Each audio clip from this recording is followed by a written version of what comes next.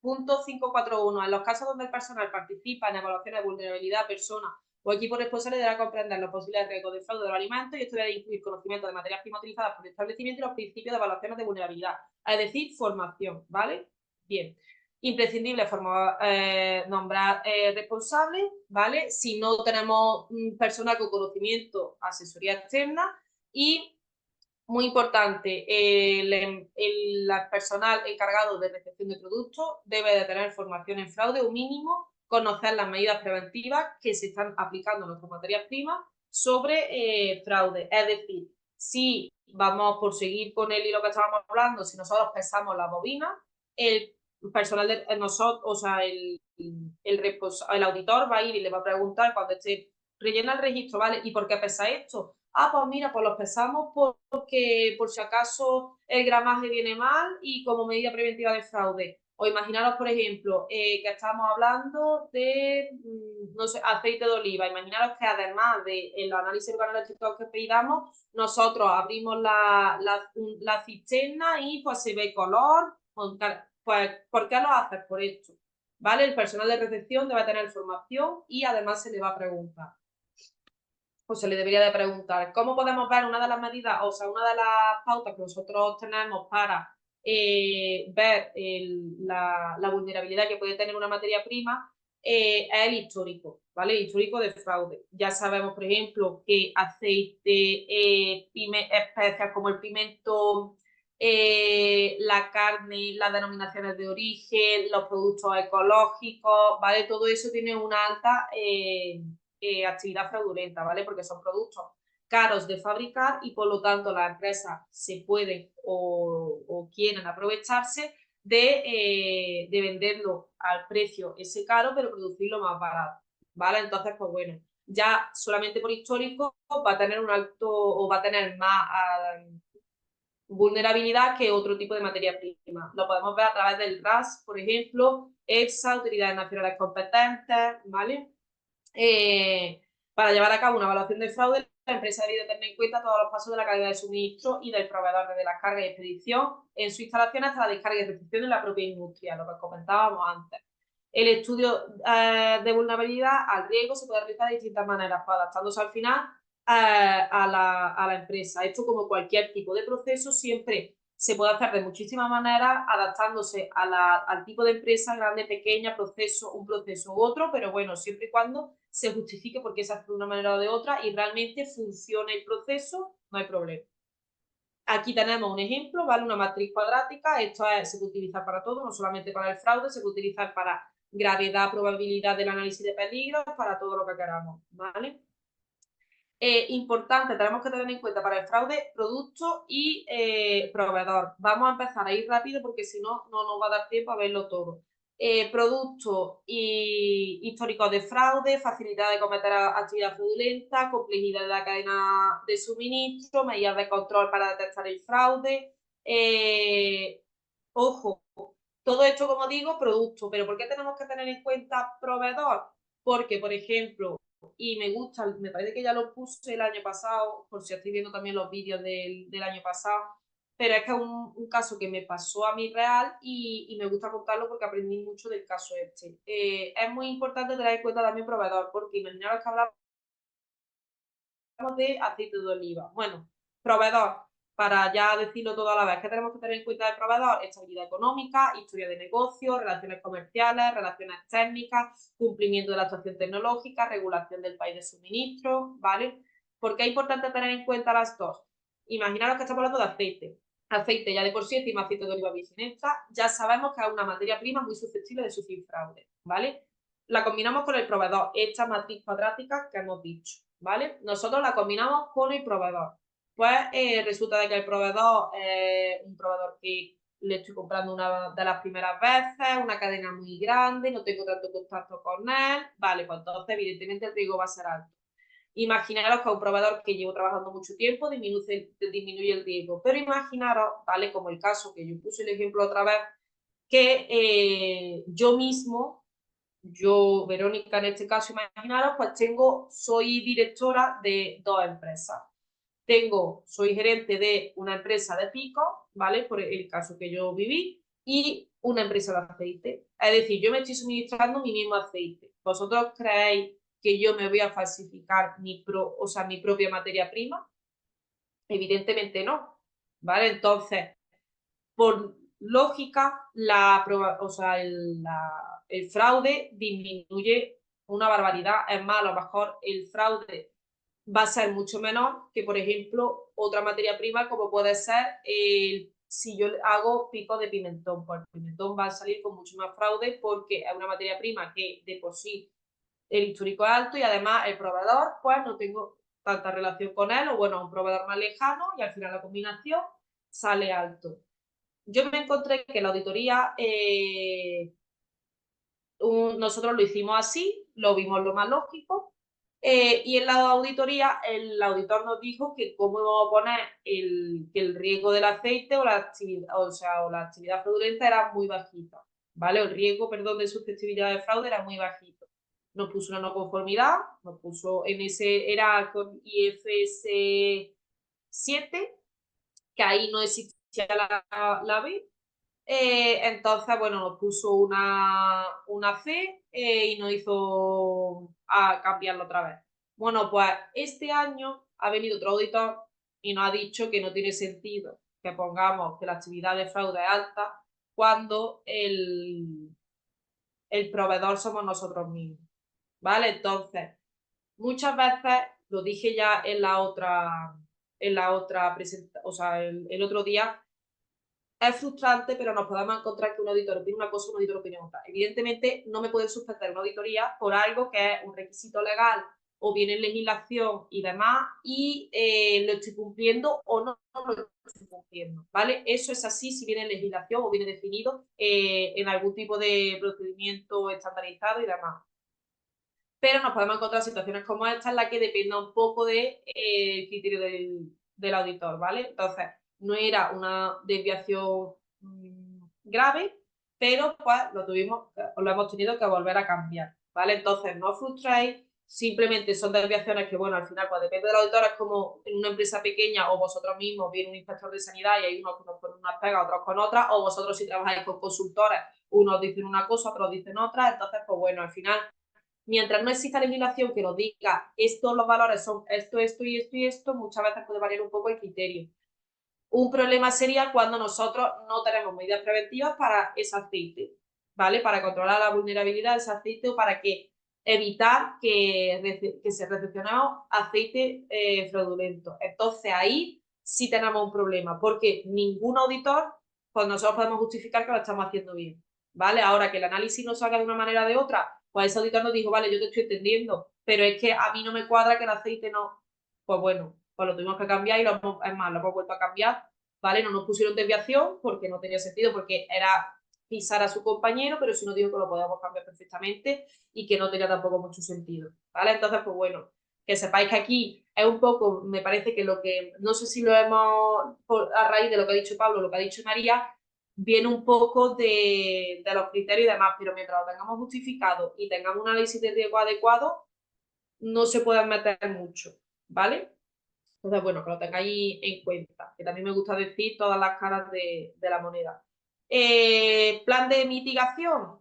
Nosotros, una vez hayamos elaborado nuestro estudio de vulnerabilidad y tengamos materias primas susceptibles de sufrir riesgo, materias primas que son menos susceptibles y demás, deberemos aplicar medidas preventivas para reducir esa vulnerabilidad, ¿vale? Unas serán más estrictas y más frecuentes y otras menos. Entonces, es muy importante. Por ejemplo, prueba analítica de materias primas, certificado de análisis, auditoría de técnica de segunda parte, prueba de balance de masas, cuestionario de proveedores, etc. Revisión del plan de mitigación, muy importante. Nosotros anualmente vamos a revisar todo lo que hemos hecho, a revisar nuestro análisis de fraude y vamos a revisar que las medidas implantadas son eficaces. Imaginaros, por ejemplo, que nos hemos enterado de que Menganito, nuestro proveedor, está vendiendo aceite, por si fuera aceite, aceite de oliva, en vez de aceite de oliva virgen extra, y no lo hemos detectado, ojo, pues entonces las medidas la estamos haciendo mal, tendremos que establecer otra medida, ¿vale? Por eso es importante revisarlo. Simplemente, pues anualmente ponemos que lo hemos revisado, que no cambiamos nada, que cambiamos algo. Y muy importante, por ejemplo, si introducimos nuevas materias primas, incluirlas en el análisis.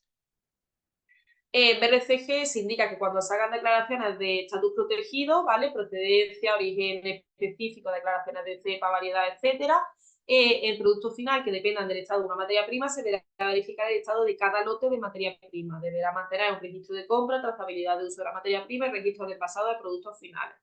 Cuando se realicen declaraciones sobre los métodos de producción, halal, kosher, etcétera, el establecimiento deberá mantener el estatus del certificado necesario para hacer tales declaraciones. Pasamos a Food Defense. Bueno, Food Defense, ya no sé si lo hemos nombrado antes, pero simplemente aclararos que en IFS, con la nueva versión, ya no es capítulo 6, no tenía mucho sentido tenerlo ahí aparte, sino que lo ha metido directamente en el capítulo 4 de procesos operativos, ¿vale? Así que, bueno, a nivel de hacer la auditoría es bastante más cómodo y a la hora de revisar el informe. Se debe realizar una evaluación de amenazas interna y externa y en base a ella desarrollar un plan de Food Defense. Se deben incluir requisitos legales, áreas críticas, políticas de acceso para empleados, visitas y contratistas, etcétera. Se debe hacer un test de efectividad, es decir, nosotros, por ejemplo, imaginaros que uno de los riesgos de Food Defense es que entre gente externa a las instalaciones sin autorización, pues uno de los simulacros que podemos hacer es, por ejemplo, a alguien de laboratorio, que imagina que siempre viene el mismo, pues pedirle que venga otro compañero, ¿vale? Del laboratorio subcontratado. Le pedimos que venga otro compañero y que se introduzca por la zona de recepción, que pase hasta la zona del loncheado, ¿vale? Y nadie viene vestido sin bata, sin gorro, ¿vale? Y se va introduciendo hasta el centro de las instalaciones y nadie lo para. El simulacro ese sería erróneo, algo ha pasado. Sin embargo, si el personal lo para y le dice, ¿usted quién es? No puede estar aquí, porque no va con el responsable de calidad que lo acompaña, porque sabemos que una de las medidas de seguridad es que tenga que venir con responsable de calidad y lo llevan hasta el despacho del responsable de calidad. Bien, la medida funciona. Imaginaos, por ejemplo, que cojamos y le pedimos a un operario que intente, que coja el producto de limpieza tal. Y y lo coge porque el armario está abierto, mal, ¿vale? Entonces podemos hacer diferentes simulacros, pero es importante garantizar o comprobar que las medidas son eficaces. Muy importante incluir información sobre esto, ¿vale? Ya sea, por ejemplo, el mismo curso manipulador o una aparte, y procedimiento de gestión para visitas externas, ¿vale? Tenemos que registrar todas las visitas externas que vienen, muy importante. Se puede diferenciar entre seguridad exterior, puerta de entrada y salida cerrada, empresa dispone de carteles para señalizar acceso restringido, etcétera. Seguridad, esto lo tenía en diapositiva, ¿vale? Que la tenéis disponible. Seguridad interior, por ejemplo, cuenta con luz de emergencia la fábrica, las inspecciones periódicas se estudia si existen índices de sabotaje, el acceso al ordenador está protegido con clave y solamente disponible para la persona encargada de esta gestión, ¿vale? Etcétera. Seguridad de los puntos de carga y descarga y seguridad del personal, ¿vale? Carteles que indican acceso permitido y cuál es restringido, acceso permitido a la zona de entrada de oficina donde la persona recepcionista atienda a quien se presenta, se limita a los empleados y visitas pueden entrar a la zona de producción, por ejemplo, cámara y demás, ¿vale? Entonces, todas estas medidas las haré bien, si tenéis alguna duda me las preguntáis, pero al final hay que tener en cuenta todo este tipo de cosas. Si alguna de estas medidas por circunstancias ajenas, como puede ser las instalaciones son un poco más antiguas, no se cumple, imaginaros, por ejemplo, de que no tenemos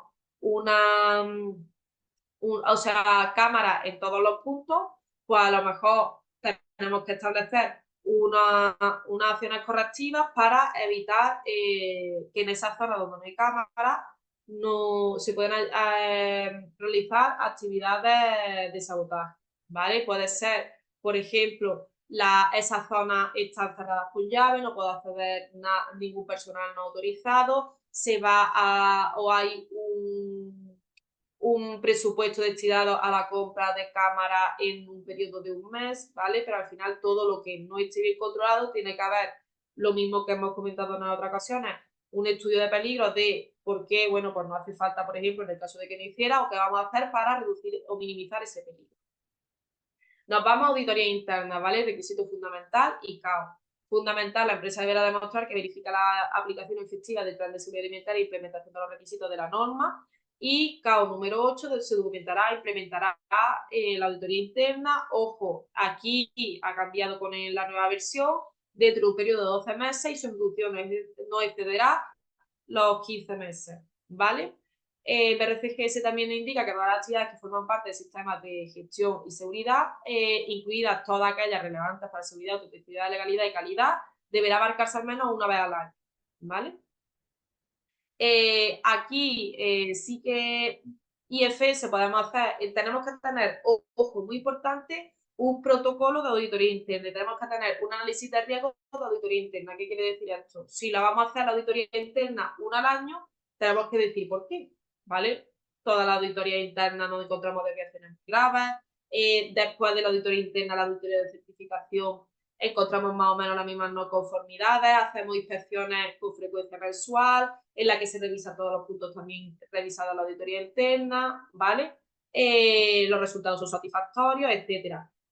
Pero imaginaros, por ejemplo, que nosotros encontramos siempre desviaciones en buenas prácticas, más o menos siempre las mismas. Por lo mejor, cuando hagamos análisis de riesgo, pues vamos a determinar que esa parte de auditoría interna la vamos a hacer 2 veces al año, no solamente una, ¿vale?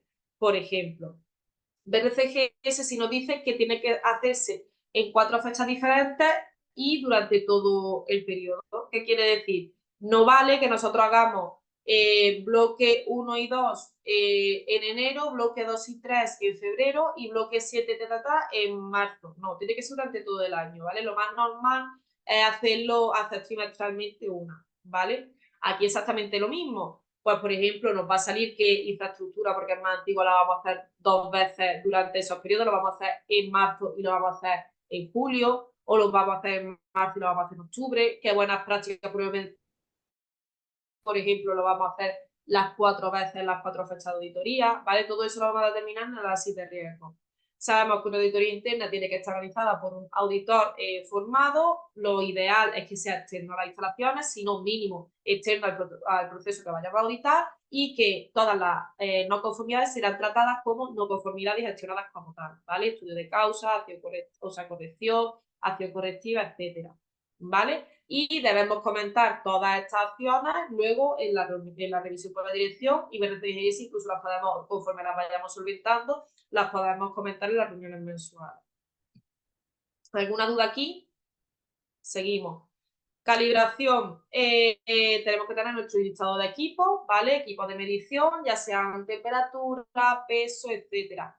Estos equipos debemos tener el fechado cuándo fue la última calibración y cuándo va a ser la próxima, ¿vale? Muy importante. Y puesto el estado, si está calibrado o no está calibrado.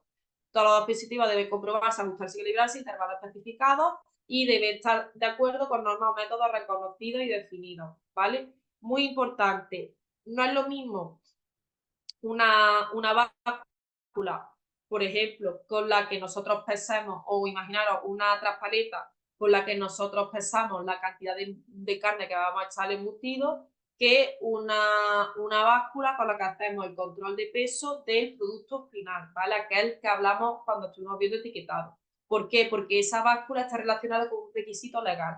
Entonces, esa debe estar calibrada, como ha nombrado Pablo un poquito anteriormente, por entidades acreditadas, ¿vale? Por entidades acreditadas por la 17.025, que son entidades como, por ejemplo, en Andalucía, de IASA, ¿vale? No sé si no sois por Delegación de Andalucía, que si queréis abrir el micro y decirlo, qué entidades de certificación tenéis por allí que estén acreditadas a la 17.025. Vamos a aparecer como en el símbolo de la ITV, ¿vale? Son organismos acreditados.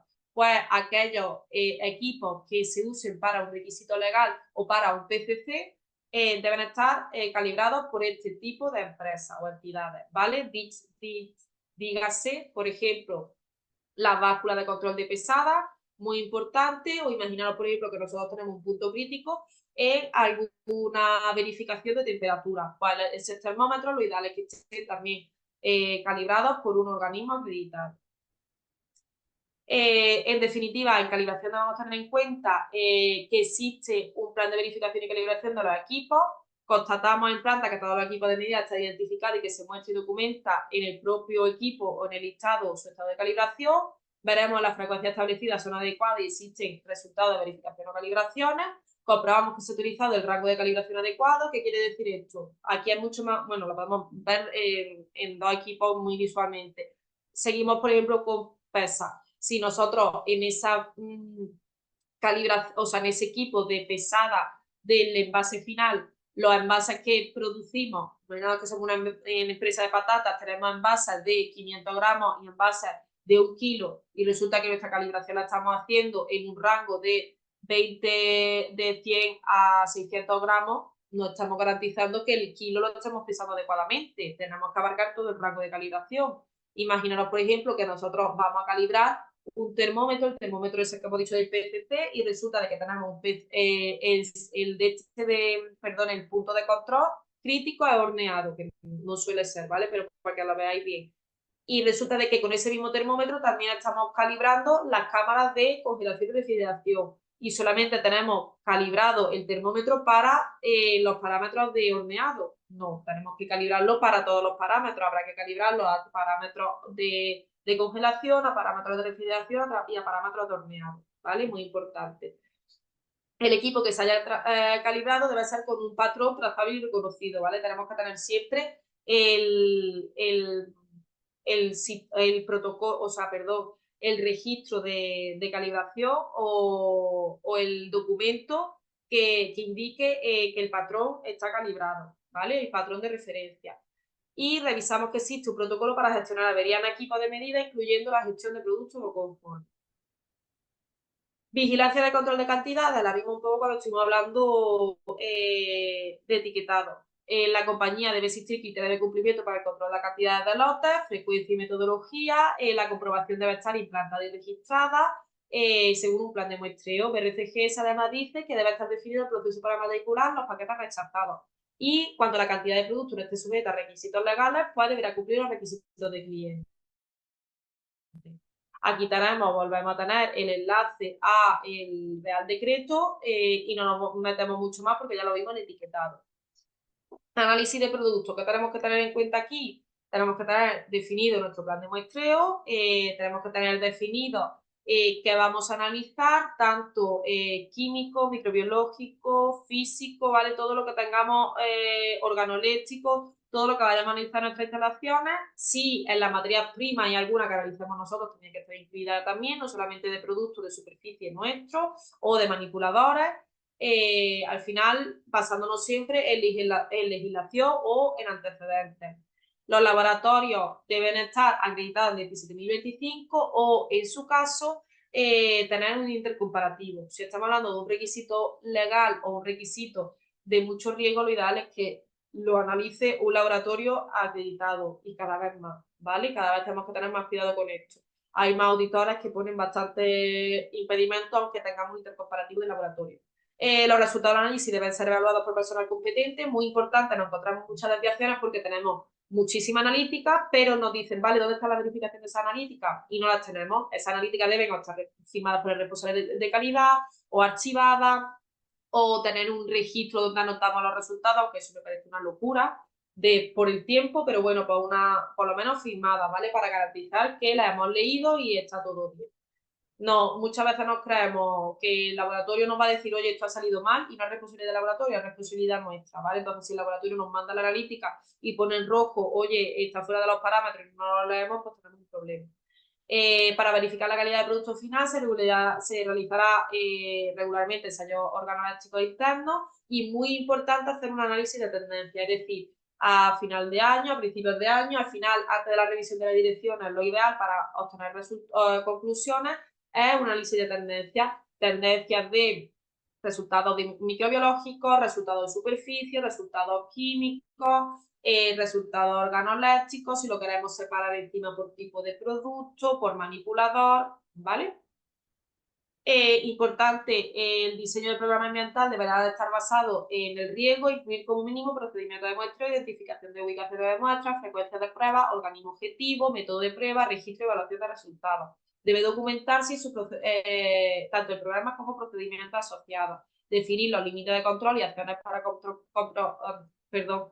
para el programa de monitoreo ambiental, y la empresa deberá documentar las acciones correctivas que se toma en caso de que se salga de esos parámetros. Y FS incluye un nuevo requisito, que este programa ambiental debe estar basado en el riesgo. Los criterios para el programa de vigilancia ambiental se documentarán, implementarán y mantendrán, ¿vale? Ese análisis de riesgos que hemos comentado anteriormente.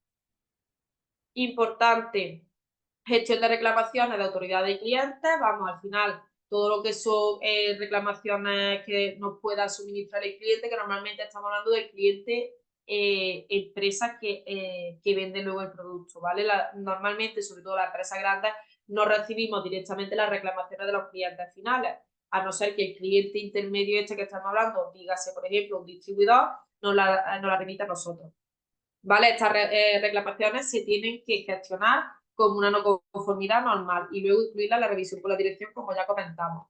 Y FS, luego cuando estamos hablando ya no de reclamaciones, sino de incidencia, retirada de productos y recuperación, y FS tiene un CAO, ¿vale? El CAO número 9, que al final lo que nos dice es que tenemos que tener un protocolo, que tenemos que tener definido responsabilidades, formación de las personas responsables, proceso de toma de decisiones, qué persona es la autorizada para hablar con la compañía, con las autoridades competentes, etcétera. Un listado, ojo, de datos actualizados de contacto, ¿vale? Incluyendo clientes, fuentes de asesoramiento legal o, por ejemplo, autoridades competentes, como puede ser sistemas sanitarios, bomberos, la certificación, la certificadora, ¿vale? Y un plan de comunicación que incluya, como hemos dicho, clientes, autoridades y, en su caso, consumidores. Ojo, muy importante aquí, siempre me gusta recalcar, diferencia entre retirada y recuperación. Retirada, el producto no ha llegado al consumidor final, ¿vale? Entonces lo que hacemos es, si nosotros hablamos con nuestro cliente, el producto está localizado, está todo todavía en el almacén del cliente, lo retiramos del cliente. Recuperación es cuando ya ha llegado al consumidor final y por lo tanto tiene que intervenir autoridades sanitarias y de comunicación para decir, oye, quien tenga este producto en su casa, que no lo consuma y que lo devuelva, ¿vale? Muy importante. O quien haya consumido este producto, que tenga cuidado si tiene estos síntomas porque el producto tenía tanto, ¿vale? Lo que conocemos como alerta sanitaria, que vemos, por ejemplo, en AESA. Muy importante, una adecuada gestión, ¿vale? Para ello, para comprobar que podemos actuar rápidamente, se hacen simulacros de retirada. Muy importante, hasta el mínimo 1 al año. ¿Cómo se hace un simulacro de retirada?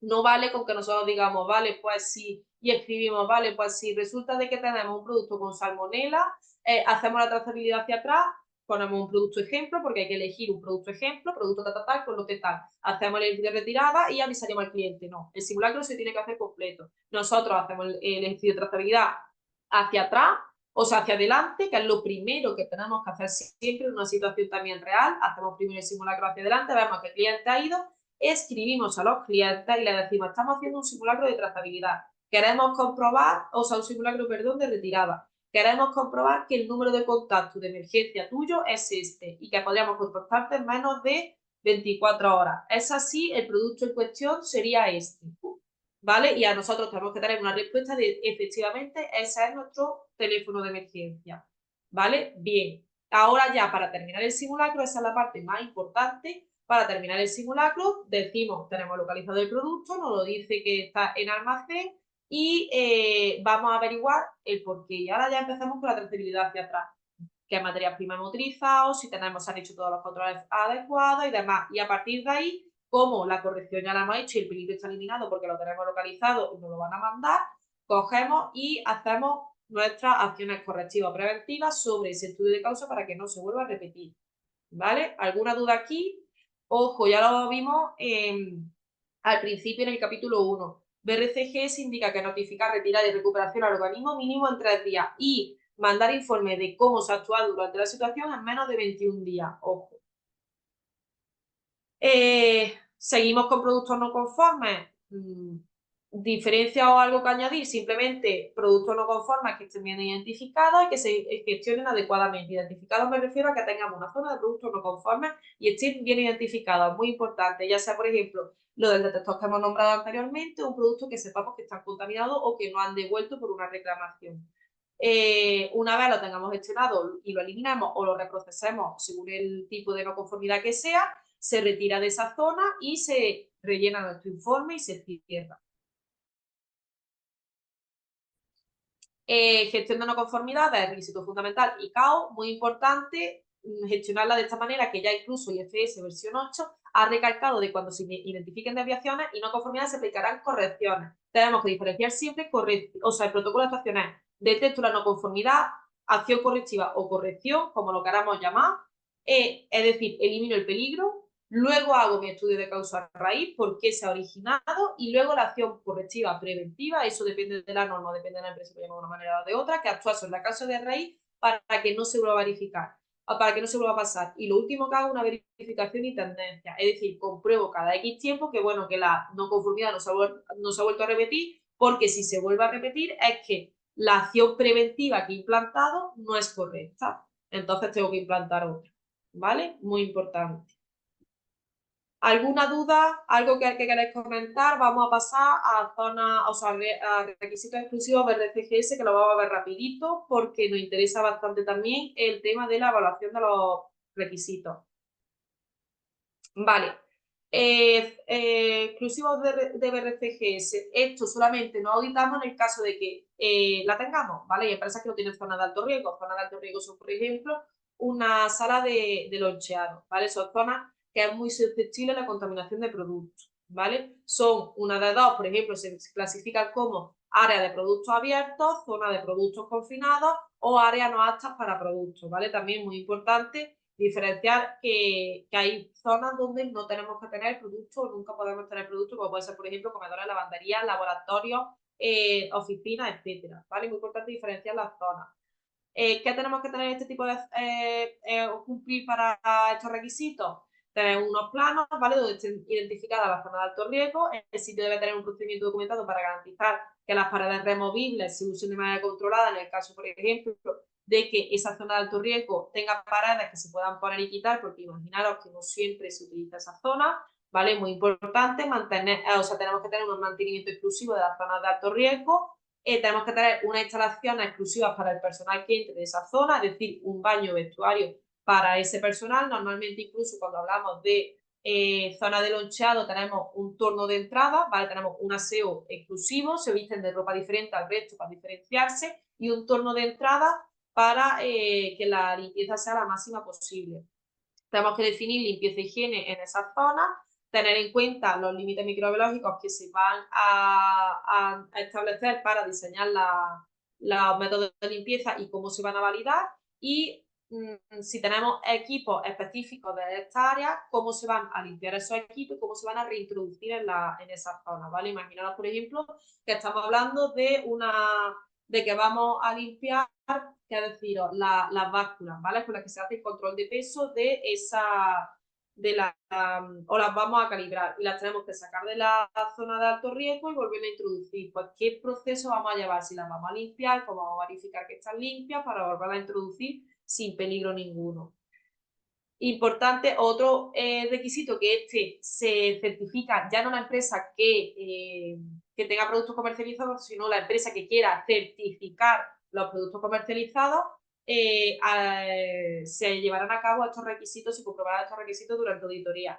Comercializados, recuerdo, son productos que compro y que vendo, que no son ni con mi marca, no los manipulo ni le hago nada, ¿vale? Imaginaros que somos la empresa de loncheado y luego además quiero comercializar, porque viene muy bien con mis productos, un queso, ¿vale? Pues entonces yo tengo una cámara exclusiva para queso que simplemente compro y vendo para venderlo con mis productos, ¿vale? ¿Qué tenemos que tener cuidado aquí, especial cuidado? Para ser incluidos dentro del alcance de este módulo, los productos deben cumplir los siguientes criterios: productos comercializados, comprados y vendidos por la empresa. Si este módulo no está incluido en un sitio donde sería aplicable, debe incluirse como una exclusión en el informe de auditoría.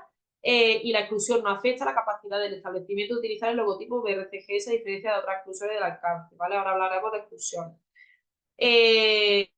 Ya hemos hablado de la diferencia entre productos comercializados y productos subcontratados. Y importante que tenemos que tener en cuenta: gestionar correctamente el plan de inocuidad y APPCC, aprobación y monitoreo del desempeño de los fabricantes envasadores de productos alimentarios comercializados, especificaciones disponibles que cumplan con los requisitos legales y ayuden a los clientes con el uso seguro del producto, inspección y análisis de laboratorio del producto, programa de muestreo, ¿vale? O aseguramiento de que el producto está realmente o que se le ha hecho un plan de muestra del producto, que lo llevamos a cabo nosotros, sino nuestro proveedor. Legalidad del producto, los productos comercializados deben cumplir con los requisitos legales en el país de venta siempre que se conozca. Y trazabilidad, muy importante el tema de trazabilidad. Ojo, porque hablamos aquí de APPCC, si nosotros estamos diciendo que estamos introduciendo queso en las instalaciones, el producto al ser cerrado no debe haber contaminación cruzada por alérgenos, pero sí lo tenemos que tener en cuenta en nuestro plan de alérgenos o en nuestro mismo sistema de autocontrol, ¿vale? Para que, por ejemplo, la recepción nos haga a la misma hora que la materia prima que tengamos en las instalaciones, que la cámara esté lo más alejada posible del lugar de producción, etcétera, ¿vale? Por eso es muy importante tenerlo en cuenta para el APPCC. Y hablamos ya del sistema de auditoría. Sabemos que al final la finalidad de la auditoría pues, es evaluar si las actividades de proceso de fabricante son capaces de producir productos seguros, legales y que cumplan con las especificaciones de cliente.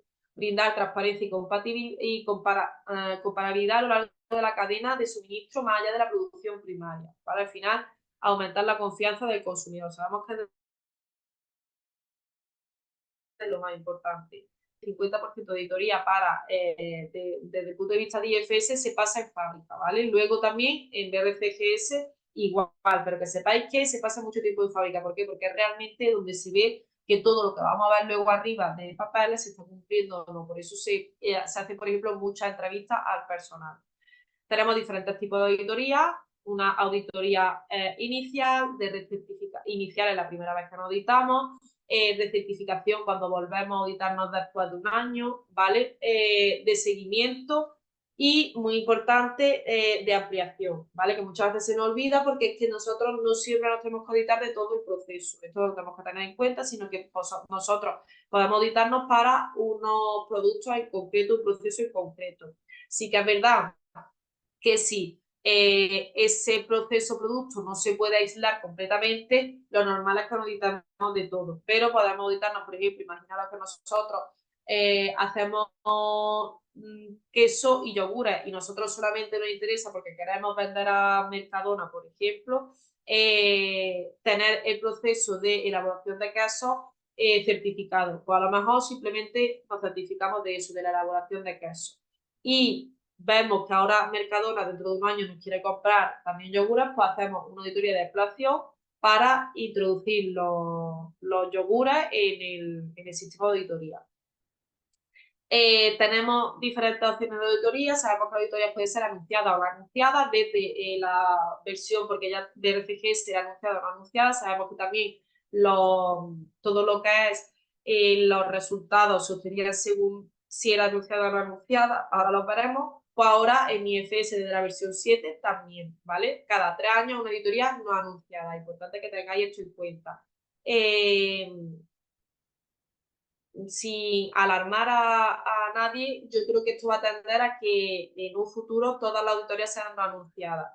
Sabemos que nos da mucho miedo que nosotros como o responsables de calidad o gerentes o producción o el mismo personal la odiamos, pero es la única forma de demostrar 100% de que las cosas se hacen como tocan. Y aún así, yo siempre digo como consultora que no tengamos tanto miedo porque realmente no sabemos exactamente el día en que se van a presentar, pero sí tenemos una ventana de auditoría, ¿vale? Ellos nos van a avisar, ellos nos avisan de que ese año toca auditoría no anunciada, ¿vale? ¿Por qué? Porque ellos se pueden presentar desde la fecha de la auditoría anterior y hasta 4 meses antes. Normalmente, que sepáis que la fecha es muy similar a la que ha sido la auditoría el año anterior. Pero nos avisan, oye, este año nos toca auditoría no anunciada o nos toca auditoría no anunciada. ¿Por qué? Porque nosotros tenemos que dar unas indicaciones de qué fechas no pueden medir a las instalaciones. Ya sean una fecha, esto lo podéis leer perfectamente en el protocolo que os podéis descargar, qué fechas, o sea, las fechas que tenéis que tachar, que son aquellas que cerráis la fábrica, muy importante, aquellas que son fiestas en vuestra provincia y demás y no trabajáis, y podéis elegir hasta 10 fechas en las que no queréis que vengan, ¿vale? Esas 10 fechas pueden ser consecutivas o no. Entonces, pues bueno, pues al final un poquito de orientación tenemos, ¿vale? No es totalmente no anunciada, pero se tenderá a que así sea porque es la única forma de garantizar que se hacen las cosas adecuadamente. Porque sabemos, y esto queda en petit comité en el máster de la escuela alimentaria, de que la auditoría se prepara. Y cuando es anunciada, nosotros nos vestimos de gala, como se suele decir, tanto si trabajáis en la misma empresa como si sois consultores. Entonces, pues bueno, al final no se ve la realidad al 100%. Hay muchas veces que incluso se para la producción 2 días antes para limpiar a fondo la fábrica. Entonces, pues bueno, la realidad no se ve completamente. En BRCGS exactamente lo mismo, auditoría anunciada combinada, ¿vale? Que esto es con una no anunciada obligatoria cada 3 años. Opción de perdón a auditoría no anunciada, pues cada 3 años se toca no anunciada. Y ya sabemos que los módulos adicionales son voluntarios y se pueden añadir a cualquier tipo de auditoría. Importante, se llevará a cabo la auditoría mientras esté elaborando ese producto, incluido en el alcance. Esto muchas veces tenemos que tenerlo en cuenta porque imaginaros que estamos hablando de que somos una empresa estacional, ¿vale? Imaginaros que estamos hablando de unos productos, perdón, una empresa que elabora mantecado. Y resulta de que decimos que la auditoría puede empezar a hacerse desde septiembre, que es cuando empezamos.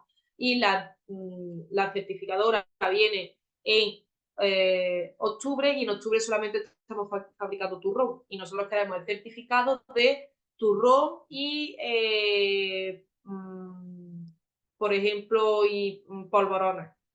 Pues entonces no puede certificarnos de polvorones si no estamos fabricando y no ve el proceso de fabricación de polvorones. ¿Vale? Entonces, nosotros si queremos incluir en el alcance turrón y polvorones, tenemos que estar fabricando ese día turrón y polvorones. Muy importante.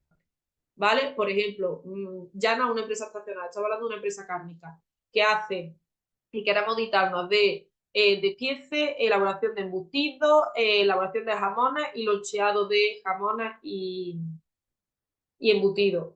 Ese día la auditora o el auditor que venga tiene que ver todos los procesos. Es decir, si no teníamos pensado comprar despiece ese día para despiezar, tenemos que comprar exclusivamente para que lo vea la auditora, ¿vale? Muy importante.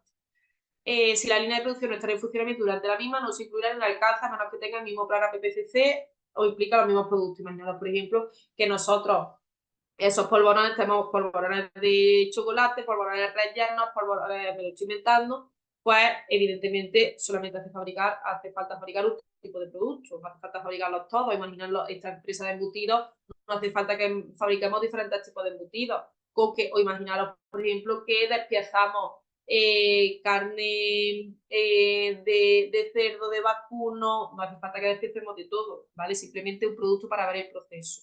Antes de la auditoría del organismo puede solicitar la siguiente información que veis aquí, ¿vale? Para que se la mandéis por correo. La duración de la auditoría dependerá principalmente de cantidad de empleados, tamaño de instalaciones y cantidad de planeas PPCC. Y el diseño de la auditoría se aplica de la siguiente manera. Siempre una reunión inicial, evaluación del sistema de PPCC, evaluación in situ, documentos de inspección y registro y conclusiones finales y una reunión final, ¿vale? Para que sepáis más o menos el sistema de auditoría. Sistema de puntuación IFS, ya lo hemos comentado, sabemos que podemos tener en cada requisito una puntuación A, conformidad total, B, desviación conformidad casi total, C, que es una desviación que parte del requisito no ha sido implementado, y D, el requisito directamente no ha sido implementado. Podemos tener una no conformidad mayor, puede darse una conformidad mayor cuando hay cualquier requisito regular que no sea buscado. Las razones para la puntuación son: hay incumplimiento sustancial en el cumplimiento de los requisitos de la norma, incluyendo, pero no limitado a la seguridad alimentaria y los requisitos legales, ¿vale? Muy importante. Y un proceso está fuera de control, lo cual podría tener un impacto a la seguridad alimentaria. Al final afecta a seguridad. Y luego tenemos requisito CAO. Ya hemos visto los de requisitos CAO y puede una puntuación de requisito CAO cuando no está implementado. Los requisitos CAO ya lo hemos visto. Podemos tener en un CAO una A, conformidad total. CAO B, una parte del requisito, pues no está implementado, pero no afecta a seguridad ni nada. Puntuación C no es posible y D cuando no está implementado. Podemos obtener en IFS nivel superior y nivel básico. Normalmente solemos encontrar pocos niveles superiores, ¿vale? También hay muchas empresas que tienen miedo a un nivel superior porque al final no suele afectar mucho a que una empresa, a un cliente te compre o no teniendo un nivel superior, no un nivel básico, pero sí que, bueno, que a IFS los niveles superiores le suena rarucho. Entonces, pues puedes tener algún integrity divisible. Y BRCGS tenemos puntuación crítico fallo en relaciones con el incumplimiento de seguridad, mayor fallo en declaración de intenciones o cláusula de la norma, situación en la que se identifiquen dudas significativas sobre la conformidad del producto, y menor, no se ha cumplido por completo una cláusula, pero no se pone en riesgo la seguridad.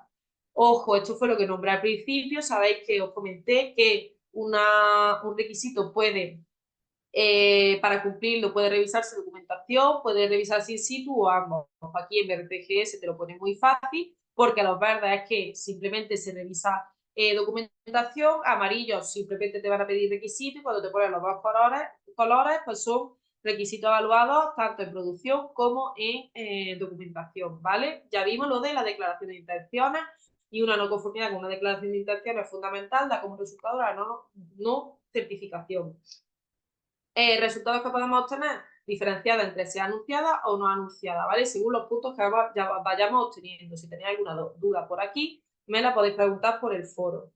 Planes de acción, igual que cuando nosotros resolvemos una no conformidad dentro de las instalaciones, para un certificado de plan de acción que se entrega en auditoría exactamente lo mismo, ¿vale? Tenemos que enviar la corrección, evidencia de la corrección ya implantada, un estudio de causa y una actividad correctiva propuesta, ¿vale?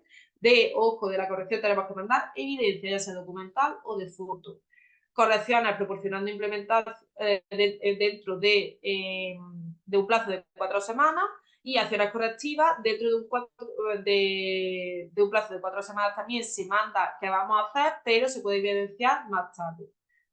Este es un modelo de plan de acción que tenéis, ¿vale? Y en BRCGS, si te debe enfrentar una acción correctiva inmediata para remediar el problema, lo mismo que hemos dicho, estudio de causa raíz y desarrollar un plan de acciones preventivas para abordar la causa raíz y prevenir la recurrencia. 28 días para cerrar, es decir, completar la acción correctiva y proporcionar evidencia, incluidas las auditorías iniciales. Una auditoría completada se considera 28 días para acciones correctivas, certificado de auditoría a los 42 días después de la fecha de auditoría, más o menos para que os hagáis una idea que no vaya a tener un certificado 10 días después, ¿vale? Porque siempre, aunque vosotros mandáis la evidencia 2 días después, normalmente la gestión es bastante más larga. Aquí tenéis los modelos de certificados para que lo tengáis en cuenta, ¿vale? Aquí no lo he cambiado, lo tengo que rectificar, esto versión 8, ¿vale? Importante que tengáis en cuenta el GLN, lo tenéis que descargar antes de hacer la auditoría, si no os pueden poner una desviación o bueno, normalmente si el auditor pues ve que no hay muchos problemas, os dice que sepáis que para mañana, porque la auditoría suele durar un par de días, o el mismo día, dile al de venta, de producción, a quien sea, que me vaya descargando el GLN, ¿vale? Aquí tenéis como lo tenéis que descargar. Logotipos, sabéis que no se puede utilizar ni en producto ni en etiqueta, ¿vale? Lo podéis utilizar, por ejemplo, en el correo, lo podéis utilizar en la página web para que la gente lo vea, ¿vale? Pero nada de package, o sea, nada de etiqueta ni nada de producto.